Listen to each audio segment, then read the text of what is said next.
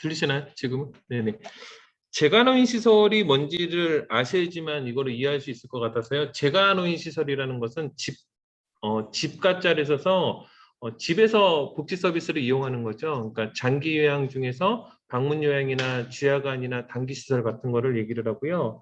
그러면은 그 재가노인 복지협회라는 것이 또 어떤지를 좀 아시면 좀 도움이 될 것 같아서요. 재가노인 복지협회는 서울에 어르신 한 5만 명 정도 되고 종사자가 한 5천 명 정도 됩니다. 지하관 보호시설 서울에 한 400개 정도 되는데 거기에서 서울형 인증의 공공시설이 한 200개 정도 시설이 되는데요. 그러면 이 직무환경 개선을 왜 하게 됐는지 여기에 대해서 이제 저도 이제 잠시만요, 넘어가지 않았는데 뭘까요? 목적, 방법, 열구 방법, 결과, 개선안, 요약 및 결론을 하기 전에서 왜 하게 됐을까 하는 것을 한번 생각을 해봤고요. 여기가 지금 복지 경영학회잖아요.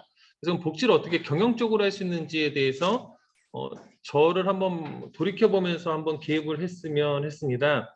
제가 사회복지를 한 25년 정도 했는데요. 처음에 4학년 이제 그 학생일 때 사회복지를 시작을 했거든요. 그때는 처음에는 장기요양이 없었습니다. 그래서 100% 그러니까 보조금 사업을 했거든요. 그때 이제 저희 슈퍼바이저께서 얘기한 게 뭐냐면 지금은 이렇게 100%다 지원을 하고 100% 그냥 다 제공이 되지만 앞으로 2007년, 2008년도에 장기요양이라는 것이 생기는데 그때가 되면은 경쟁 사회를 될 수 있다고 하는 얘기를 했습니다. 참 실감이 가질 않았는데요. 제가 이제 협회장이 되고 다른 거를 되면서 복지도 이제 경쟁을 해야 되겠구나 하는 생각이 들어서 그러면 어떻게 경쟁적으로 접근을 해야 될지를 고민을 하게 됐거든요. 근데 한 10여 년 동안 그냥 어려우니까 그러니까 서울에도 한 직능단체가 한 20여 개 정도가 있는데 시장을 만나고 누굴 만나서 우리가 어려우니까 도와달라고 그냥 앵벌이 형식으로 펀드레이징 형식으로 접근을 했을 때 그들은 이거에 절실함을 느끼지 못했습니다. 그러니까 예를 들어서 오늘 저희가 저녁을 같이 맛있는 그 버섯 불고기 찌개를 먹었잖아요.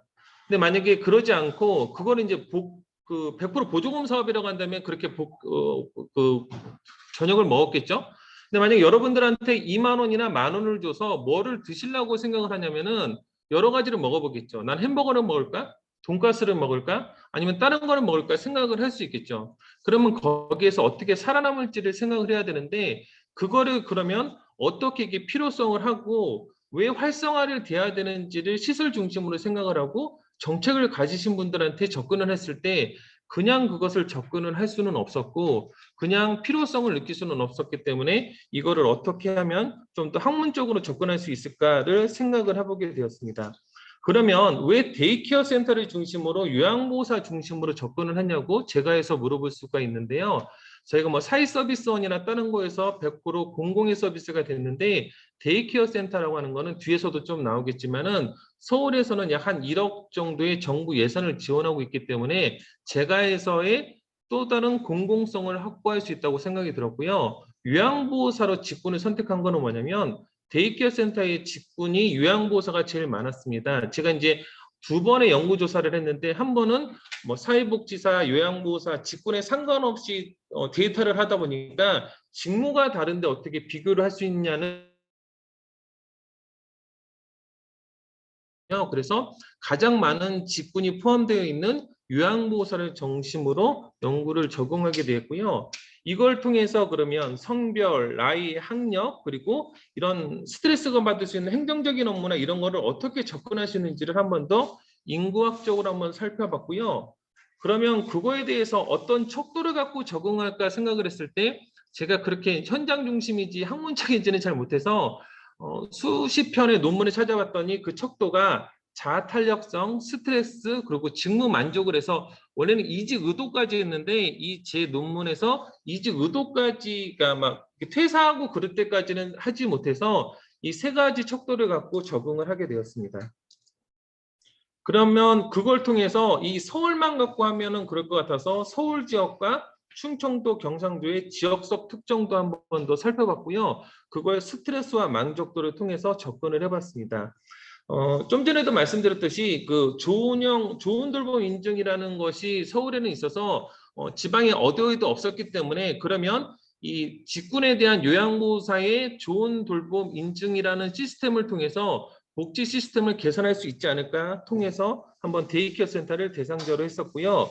연구 방법을 살펴보면 500개를 돌려서 한 480개 정도의 유효한 것을 됐고요. IBM SPSS나 AMOS를 통해서 프로그램을 활용했습니다.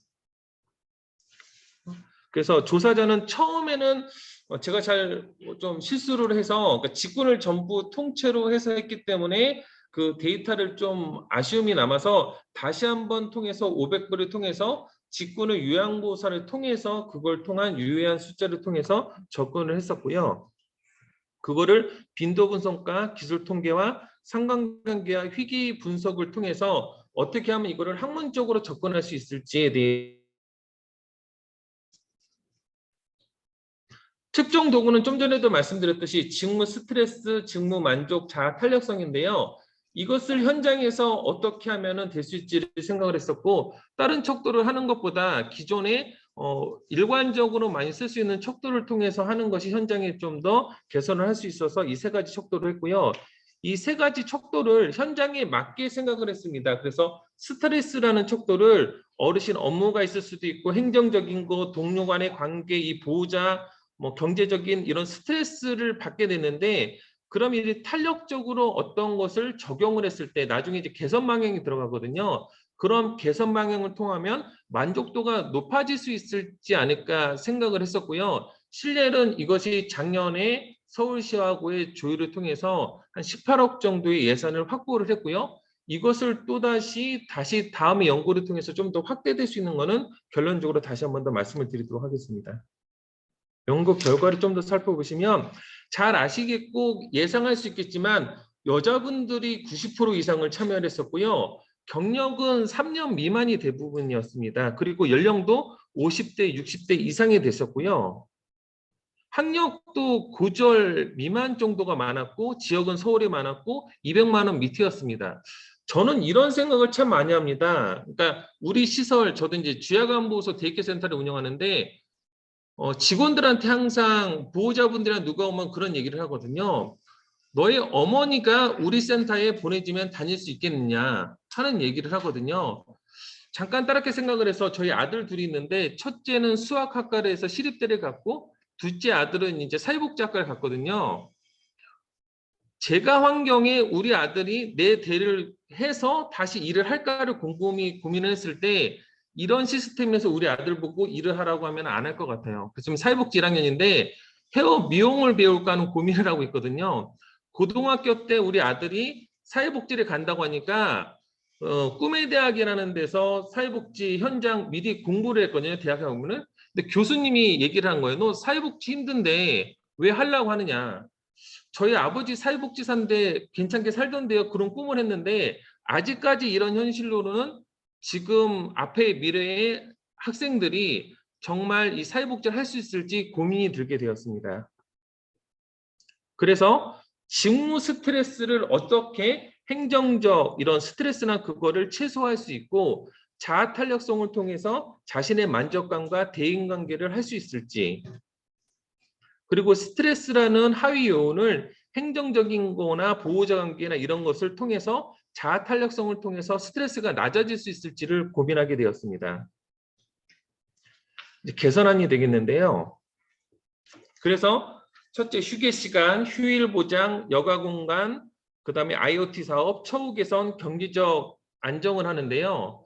실례로 이제 지금 서울시에서 시장님께서 다시 이제 재선을 하고 그랬는데 작년 정책을 했을 때 현재 복지시설에서는 전부 복지 포인트를 받고 있습니다. 근데 그 장기 요양은 수익 사업을 한다는 경제적 요건 때문에 복지 포인트를 한 20년 동안 못 받았거든요. 그걸 통해서 복지 포인트를 받아야지만 이 논문을 시장님께 갖고 가서 이걸 통해서 됐을 때에 바뀔 수 있지 않겠냐고 했을 때 공약 사업을 했다 얘기를 했고요. 그걸 통해서 올해 18억을 예산을 측정해서 서울시의 데이케어 센터는 18억의 예산을 받게 됐습니다. 근데 이제 제가 좀 더 아쉬운 거는 이걸 통해서 그 다음에 이거가 됐기 때문에 어떻게 또 바뀔 수 있는지의 개선이 좀 됐으면 좋겠고요. 그 다음이 5번째인데 지금 올 초에 이제 공단이나 보건복지부에서 내놓은 상황에서 보시면 아실지 모르겠지만 복지기관에는 서울시 급여 가이드라인이나 보건복지 급여 가이드라인이 있는데 그 가이드라인을 따라야 된다고 얘기를 하고 있는데 가이드라인을 못 따르거든요. 근데 근본적인 목적 중에 또 하나가 뭐냐면은 요양보호사가 급여 가이드라인 안에 들어가 있지는 않습니다. 급여 가이드라인을 따르라고 하면서 급여 가이드라인 자체가 들어가 있지 않거든요. 그렇기 때문에 그 복지급여든 그 수당을 통해서 그걸 넣었을 때 자아탄력성을 통해서 그게 자아탄력이 되고 스트레스가 감소가 돼서 복지적으로 향상이 될 수 있다는 것을 증명을 통해서 한다면 이것도 또한 다시 증명이 되지 않을까 싶은 생각을 하게 됐습니다. 왜 이런 말씀을 드냐면은 서울시에도 한 20여 개의 서울시 재간행복지협회 말고 직능단체가 있거든요. 공약사업이나 시장사업이나 다른 걸 하게 되면 다 어렵다고 얘기를 합니다.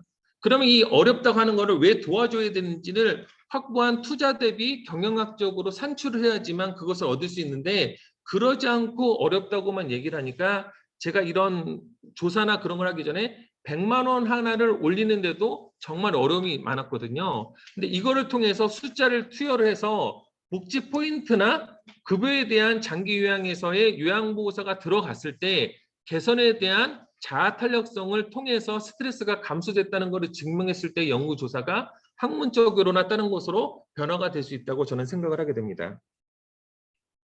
그래서 요양 및 결론을 들게 됐는데요. 잘 아시겠지만 여성이 대부분이고 경력은 3년 미만이고 50대 이상이고 고졸밖에 안 되는 사람이 올 수밖에 없습니다. 다시 한번 말씀을 드려서 2만 원을 주고 뭐를 먹으려고 하면 이것저것 선택을 하겠지만 5천 원이나 3천 원을 주고 너 왜 다양한 거를 먹지 않냐고 얘기를 하면 먹을 수가 없기 때문에 당연하게 그것을 선택할 수밖에 없기 때문에 여기에 맞는 경영적으로 투여할 수 있는 환경을 바꿔야 된다는 의견을 해야 되고요. 경력, 연령, 지역, 급여가 높을수록 스트레스가 낮춰질 수 있다는 것을 증명할 필요가 있다는 겁니다. 그리고 스트레스를 통해서 직무 만족에 영향을 미치고 자아가 탄력성을 통해서 직무 만족에 영향이 됐다는 학문적인 계속 정책적 연구를 통해서 복지가 경제적으로 발전할 수 있다는 내용을 해야 된다고 생각을 해야 될 것 같습니다. 좀 전에 기조연설에서도 이제 여러 철학적인 거나 그런 걸 얘기를 했는데 혹시 여러분들 중에서 나이팅게일에 대해서 혹시 알고 있습니까? 우리는 백의 천사 나이팅게일이라고 알고 있는데 나이팅게일이 왜 그렇게 우리한테 추상을 대고 많은 그 우상적으로 되는지 혹시 알고 있습니까? 그 사람이 허준이나 그 사람처럼 의학적인 기술이 좋았을까요? 그렇지 않습니다. 나이팅게일은 통계학자였습니다. 나이팅게일이 사전에 의료적으로 연구를 통해서 야전병원을 세워놓고 사망률과 야전병원이 없을 때 사망률을 비교를 통해서 했기 때문에 사망률이 줄어들었고요. 그걸 통해서 나이팅게일의 통계학을 통해서 수많은 희생자나 그것을 살릴 수가 있었습니다. 우리는 복지를 생각을 하면 희생과 봉사를 강화합니다. 적선이라는 말이 있습니다. 선을 쌓는다는 말이죠. 사회복지는 앞으로 계속해서 적선이나 선을 쌓는 것이 아닙니다. 경영적으로 어떤 측정 도구를 통해서 투입 대비 산출을 할 수 있고 어떤 효과를 얻을 수 있는 복지가 돼야지만 복지가 계속해서 발전할 수가 있습니다. 더 이상 희생과 봉사만이 복지가 될 수 없는 내용입니다. 그래서 이 본 연구는 재가복지시설 종사자의 직무 만족을 높일 수 있는 직무 환경 개선을 다양한 방법으로 제시했고 정책적인 지원과 인식 개선으로 직무 스트레스를 낮추고 직무 만족을 높이고 나아가 돌봄 서비스의 질을 향상하는 내용이 됐습니다.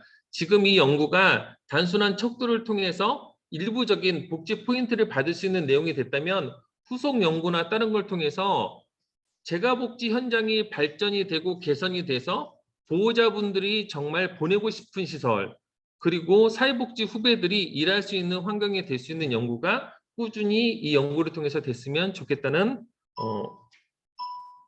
발표를 하면서 발표를 마치도록 하겠습니다. 네, 이상입니다. 감사합니다.